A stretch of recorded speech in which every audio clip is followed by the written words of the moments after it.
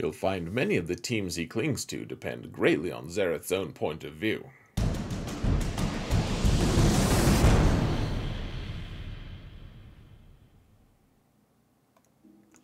Hello everyone, and welcome to another episode of Zareth Prevails.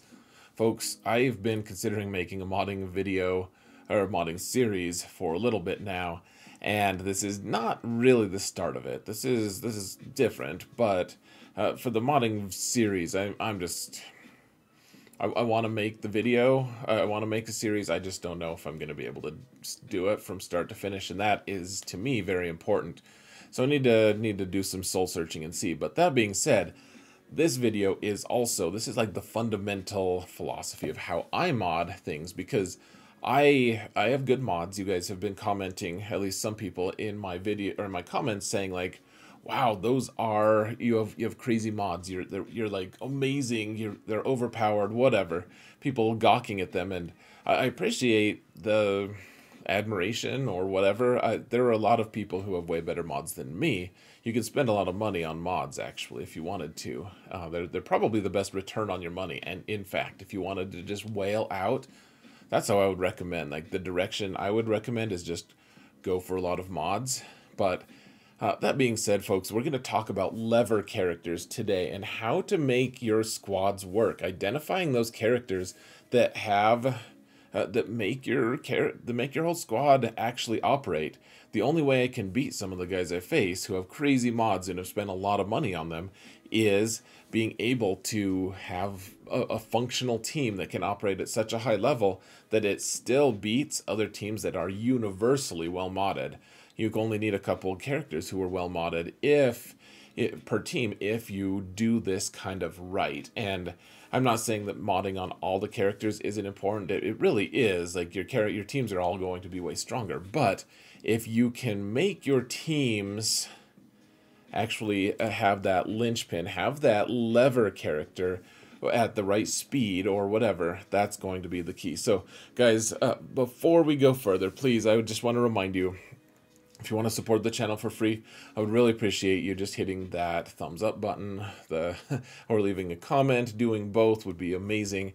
Leaving a comment inside of someone else's algorithm comment. We're trying to mount the algorithm, and it's been working. I really appreciate you guys helping me with that. The channel's growing a lot, and it's awesome. It's been really cool, and I appreciate it. We're just going to need to keep pushing, folks. And if you haven't hit that sub button, all you have to do is hit the sub button. You can just ignore me afterward. I would really appreciate that as well. Now, let's go talk about lever characters and how to use our resources to best effect. Whoa, we're in the game. You guys gotta warn me. Jeez. All right, we've got 15 characters that I've identified, and these aren't all of the characters that are good in the game. Like, these aren't all the lever characters. These are just some examples of them, and this is, to be clear, if I haven't been clear before, this is just an exercise of trying to maximize your mods, because not everyone has a ton of mods. But if we have some good speed sets, especially speed, this is especially what we're trying to identify here, or try to use, are, identify characters who need extra speed to get their entire team kind of just jump started. So we're going to start with the most obvious one, folks. And if you've ever seen an Imperial Trooper team work, then this is a no-brainer. You have to be the fastest, because troopers don't do well in attrition fights, like in a like back and forth kind of volley for volley kind of thing. Troopers just lose. They're all super squishy, easy to take out. But if you go faster than them, if you have one faster character to jumpstart the whole team, they can bridge from one really fast character to four really slow characters and be able to outspeed the entire opponent team. They ride the turn meter train and they win, just like that. And so Piet's the fastest Imperial Trooper besides Moff Gideon. Moff Gideon doesn't usually go with troopers, though, actually. But he is actually a linchpin character as well, a lever character. So, that being said, his speed, 339. With Veers, it's at 359. And as long as he can go before whoever your opponent is, and assuming it's the right counter and everything, then troopers are going to work. If not, if he's the slowest, or if, if there are faster characters on the table, a lot of times that means the Imperial troopers are just going to lose. So that's why he's a lever character. He's the one who starts he starts the ball rolling on his team. Now, the next one is going to be Bosk and what's his name? Grief. Oh gosh, we can't actually like switch from one thing to another. We'll have to do it manually. Damn it all. Okay, so here's the thing about these two. Bosk and Grief together are who start the turn meter train. So what happens with Bosk and the rest of them is Bosk has to go first. He taunts, and that taunt then immediately gets, he gives him Frenzy is what it does.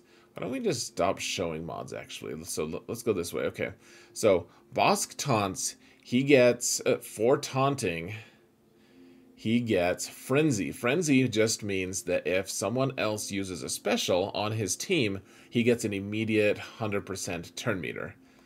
So he's at 321. Grief is at 320 here, so he goes immediately after Bosk. If both of these teams, or both of these characters, are faster than all the opponent's characters, then the rest of the Mandalorians, the rest of the bounty hunters, will get to probably just run the table on them.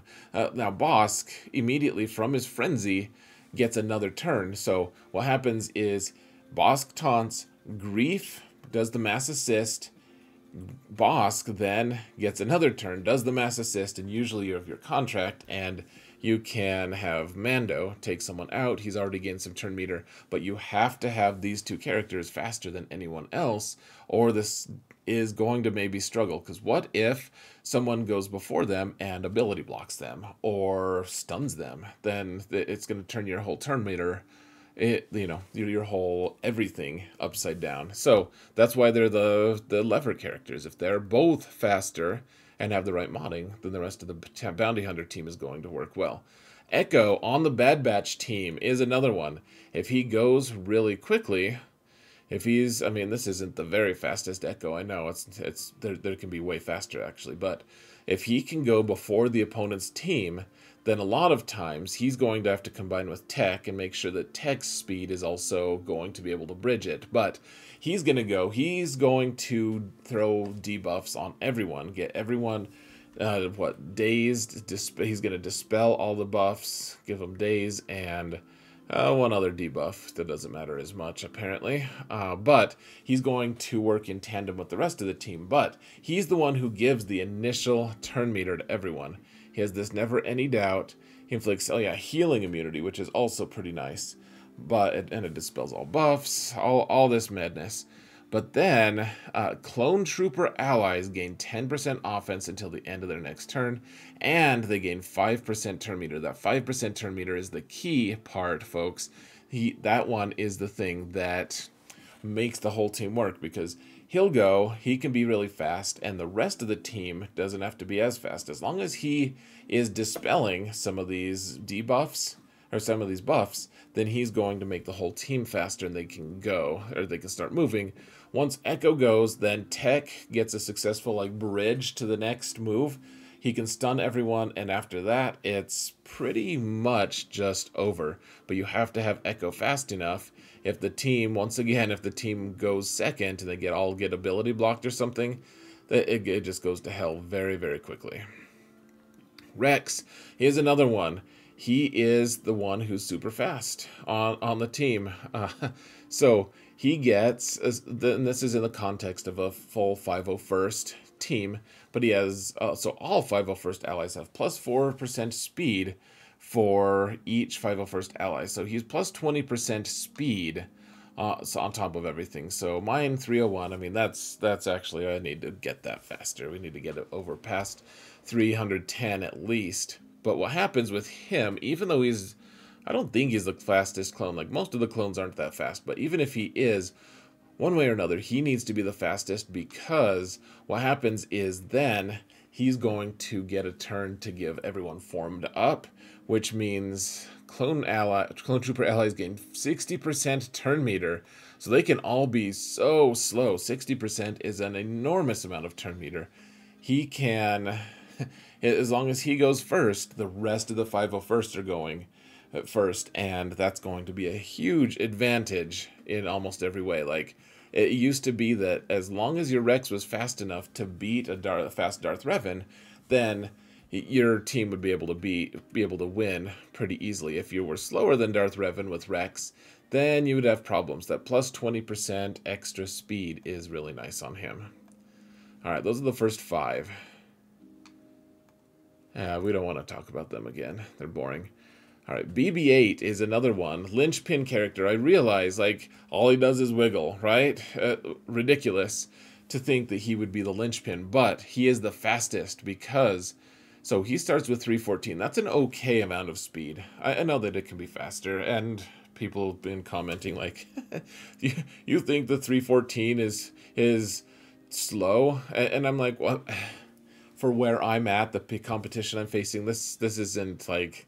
This isn't an amazing speed. It's pretty average. So what's going on here, though, is it's not just that he's 314 speed. He also gets, let's see, is it this one? The unique, I don't know. Droid allies gain 8% turn meter for each active droid ally. So what happens with him, he gains, at the start of the encounter, he gains 8% for himself. He gains 8% for... like R2-D2 if he's in the team, so plus 16% to whatever speed he's at here. And so you to get that score, you'd go 314 divided by 0.84, and that would get you your effective speed that you would start at, assuming you're facing someone who allows that bonus turn meter, like against Hux, a team with Hux with his Zeta. He's not going to actually get that turn meter, and therefore it's not going to work. But he is a linchpin character because he is the one who's usually the fastest. Like, this is an effective, 370 something speed BB-8 after all of this. So he's going to go first. He will start with doing his wiggle thing, which gives more turn meter to everyone, and everyone, Rey gets another 16% turn meter, and R2-D2 gets some turn meter, and it's off to the races. The whole team works off of turn meter manipulation, and BB-8, if fast enough, is going to be able to get everyone ahead. So if you have him fast, that's going to be an option. If you don't have him fast, then find another occupation, because I don't know what I'm saying. Because you make poor decisions. I'm tired, guys. I need to go to bed. All right, Darth Revan is another one, folks. He's a linchpin character, not because of the turn meter train. He doesn't really do that too much, but what happens is if you make him pretty fast, and ironically, he's actually slower than my alts, Darth Revan, but if he can be the first character to move and your opponent doesn't have any pre-taunts, he can go in and fear the entire team. So it inflicts fear on one character and the enemy leader, or if the target is the leader, then it fears all the enemies. So what happens is, he can just jump in, fear everyone, and what fear does is it makes it so that it's like a fancy version of stun. It just makes it so that a character, it's non-dispellable, and it makes it so that they miss their next turn unless they get hit. If they get hit, then it kind of shocks them out of their fear and they can go. So if he jumps in, fears the entire team, then the rest of his team gets to go and choose which order they want to go in. Then your opponents, all of their characters are slowly taking their turns or whatever, but they're just waking up from the fear. And it gives your entire team the chance to go before their entire team, which a lot of times is enough to just take them out, especially because this whole team hits ridiculously hard. It's really good on defense because the AI plays it really well. Kylo Ren masked is a really interesting one. I want to make him faster. I don't know if I'm going to do it for 3v3, so my modding isn't that great. But here's the thing, guys. With crew as lead, he gains plus 30 speed. And so if you can make him significantly faster, what you do with him is, if you can make him, I think honestly a speed set might be what I do for him. But what you do you use this lash out ability out, like every time, like he's just a spam. If he's with a first order team, he just spams this ability. He's just to do an AoE. He gains retribution, but then also he gives first order allies and allies with advantage gain 25% turn meter, and so they start getting a ton of turns because they're already gaining turn meter from other things. They gain speed from crew, and then I have to remember if allies, if you can double dip. I don't actually remember, but first order allies and allies with advantage. If a first order ally with advantage gets it has both. If you're both first order and have advantage, do you gain 50% turn meter? I'm not sure, but one way or another, this is a great way for your entire team to go first if he can go first. That's not always the case, but it's a really fun thing, especially on defense. If your opponent isn't expecting him to be fast and he actually turns out to be fast, it can be quite the surprise when he goes first, gives his entire team a turn before they get to go. You get a double turn stun, you get a bunch of other damage, mass assists, etc. They can be extremely powerful. Mon Mothma is another one that I've found to be really good. If you're countering General Grievous and she is the fastest, you almost always, assuming it's the right Grievous comp, can get the win. You guys can check out my video on how to use Mon Mothma in 3v3 and 5v5 to beat General Grievous on both of them for really good banners. But the thing that you have to realize with her is, I mean, she's gaining all of these different stats from different people. And then she also, people overlook this a lot, she also just has plus 50 speed. So it is really tough to make her fast, yeah. So she is 350 or 301 with that plus 50 speed, and this is after I gave her 140 extra speed and a speed set. It's borderline ruinous how much speed I gave her, but if she can go first, she will summon her worthless guy, and then you get the turn meter loaded, turn meter train going, and it's off to the races. So she is a really good character to have go first. I know that a lot of people prefer to have like Cara Dune go first or whatever, but that kind of messes with turn meter gain because Mothra doesn't really gain any turn meter, and so you're taking a bunch of turns with your rebel fighters before they can actually have worthless guy in there to support, to be able to do stuff. So having her go first, in my opinion, that's going to be the best. Kwil is another guy on the Bando team.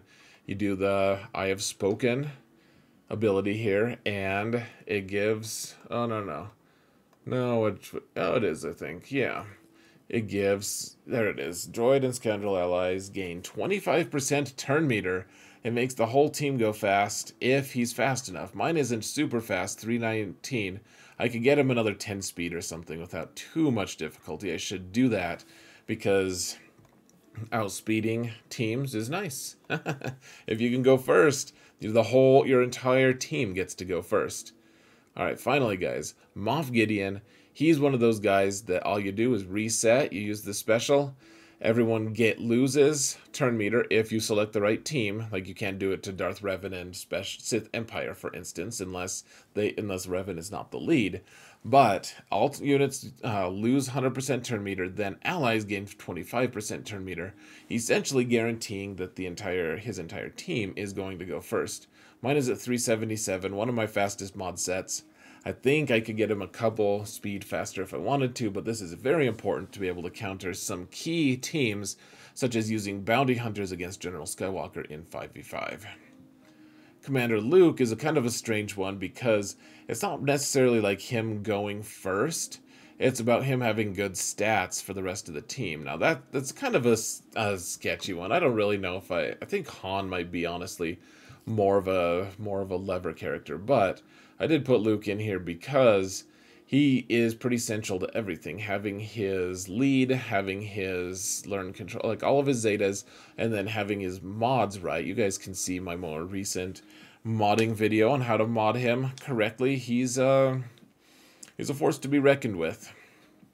Old Ben is another one that he doesn't go first, but you rely on his speed when you use the Jedi Revan / Jedi Knight Luke comp to be able to counter Supreme Leader Kylo. And that is because Old Ben is at 279 speed, you have to make sure that Kylo doesn't lap Old Ben. And so Kylo can be in excess of 600 speed easily.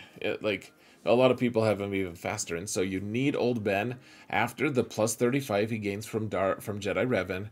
He needs to be able to go very early on, or not very early on, but he needs to go before their Kylo gets a second turn, or your entire team is doomed, and he'll become a Force ghost just like he deserves. Alright, I don't know if this is the very final one, guys, but Paploo is surprisingly important, especially for early game. I don't really use him. I didn't realize he's relicked, but that was more for a stream kind of thing. Well, the thing that people don't realize is that Ewoks are extremely dangerous if they get to go first. If they don't get to go first, then they can just be butchered like Ewoks. But the thing is, if you make Paploo super fast, he also has a secret that no one else knows. Paploo has plus 25% speed whenever he does not have taunt active. So he doesn't start with taunt, therefore he's plus 25% speed.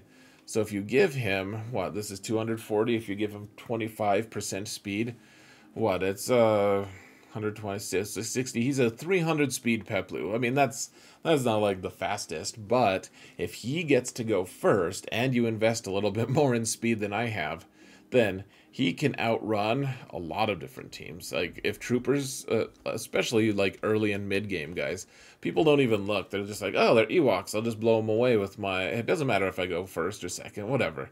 And then they'll throw in their troopers, and their troopers are deficient to the extreme, and Paploo's like, all right, guys, I'm going to feed all the turn meter to the rest of the team and destroy them. You guys have seen my alt videos and my Prevail Man videos. My Ewoks get a ton of holds because I use Paploo with speed. You want protection on the rest, but speed on Paploo is key, and no one ever sees it. Well, good people see it, but that being said, alright, Darth Vader is another one, folks, that if he can go first, he will probably destroy people. He's obviously nerfed a little bit, but if you have the right modding on him, I probably need to steal some mods, frankly. Like, this is a pretty fast set for not being a speed set, but if he can go first, that combined with, which one is it? Is it No Escape? Where he gains 8 speed at the start of the encounter for all the Jedi, Rebel, Sith, and Empire characters on his team. So my Vader is actually over 300 just base because he gives himself 16 speed. If he can go first, he can do Merciless Massacre, and he can go around the table hitting people, ability blocking people, doing Culling Blade, all that nonsense. But if he doesn't go first, I mean, maybe some other Empire character will, but he is going to make his entire team work on his own. He's also a character that needs a lot of really good mods. And Moff Gideon can be the guy who does that for any squad. I already talked about him, though I didn't really say where he was from. So, alright folks, that is... those are the ones I identified really easily. There are a ton of other ones, I'm sure. But what I want to ask you in the comments below, let me know, what characters did I miss? What characters do you disagree with? Tell me respectfully in the comments below. What are your lever characters? What are the ones that make a team work at a fundamental level to be able to actually get the rest of the team moving? So, I'm going to let you guys go here. Let me know what you think below, as I just said at least one time. Thank you all so much for watching. And remember that in all things, Zareth prevails.